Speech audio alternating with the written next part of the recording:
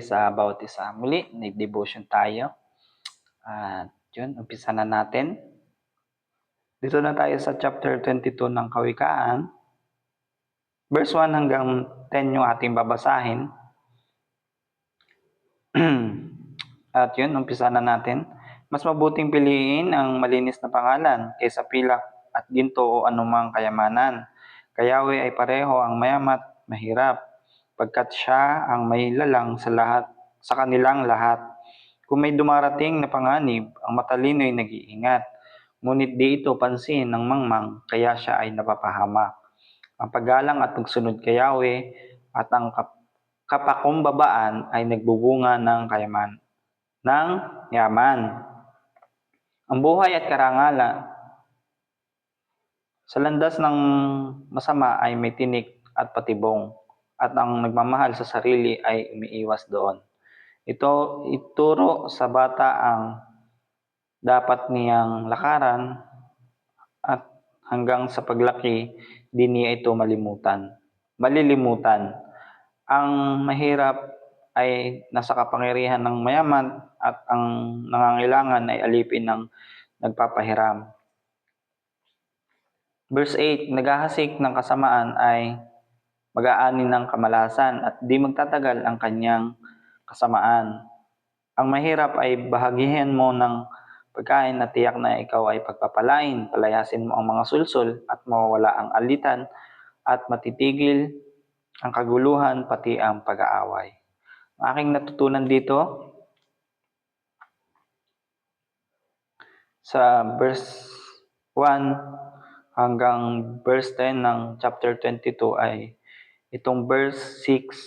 Ituro sa bata ang daang dapat niyang lakaran hanggang sa paglaki, di niya ito malilimutan. So yun, ituro natin sa mga bata ang mabuting asal, yung mga bagay na magiging mapapakinabangan nila balang araw.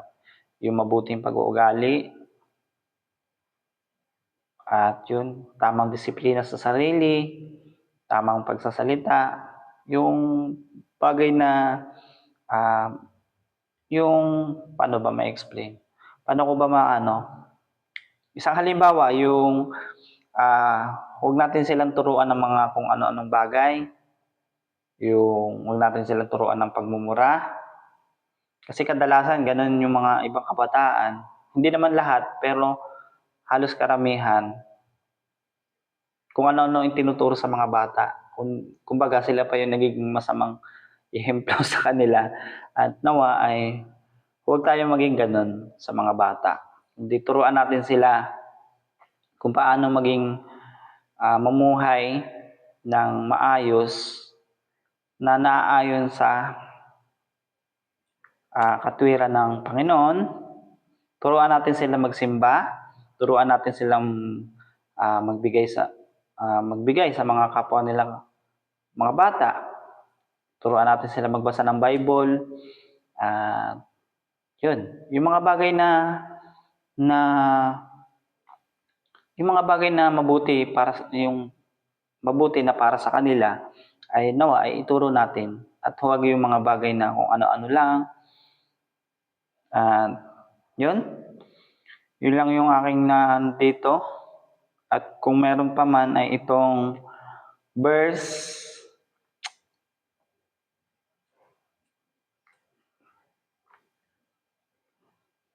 9. Ang mahirap ay bahagihan mo ng pagkain at tiyak na ikaw ay pagpapalain. So yun, tumulong tayo sa mga taong nangangailangan.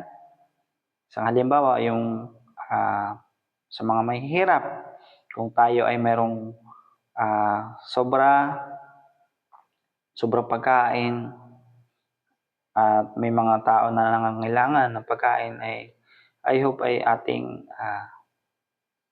ipamahagi. Yun, ipantulong, ganun. At sana naunawaan mo yung gusto kong sabihin patungkol dito sa verse, ang mahirap ay bahagihan mo at ikaw ay pagpapalain. Yung mga bagay na kaya mong ibigay, sa taong mahirap ay itulong mo at tiyak na ikaw ay pagpapalain. At yun, hanggang dito na lang muna.